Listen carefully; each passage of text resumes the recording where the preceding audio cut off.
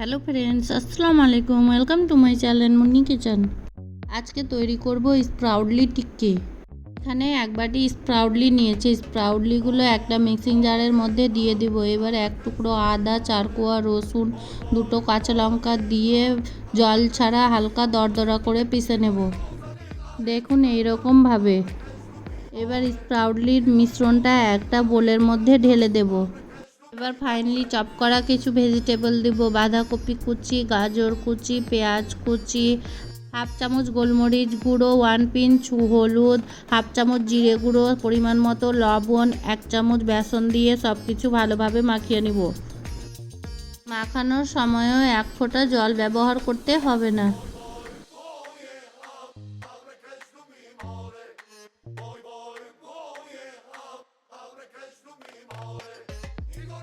সব কিছু ভালোভাবে মাখানো হয়ে গেছে। এবারে 1 চামচের মতো মিশ্রণটা নিয়ে হাত দিয়ে ভালোভাবে গোল করে টিক্কির শেপে বানিয়ে নেব।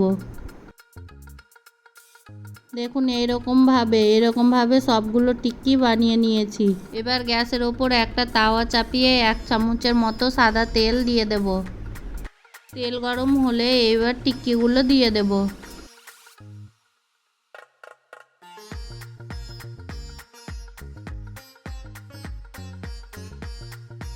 লো হিটে টিক্কিগুলো 5 মিনিটের মতো ভেজে নেব। 5 মিনিট ভাজার পর উল্টিয়ে দেব। দেখুন কালারটা কতটা সুন্দর হয়েছে। টিক্কিগুলো উল্টানোর পরও আবারও 5 মিনিট লো হিটে ভেজে নেব। গ্যাসের ফ্লেমটা হাই থাকলে উপরে পুড়ে যাবে, ভিতরে কাঁচা হয়ে থেকে যাবে। দেখুন দুপার লালচে কালার করে ভাজা হয়ে গেছে। এবার টিক্কিগুলো তুলে নেব।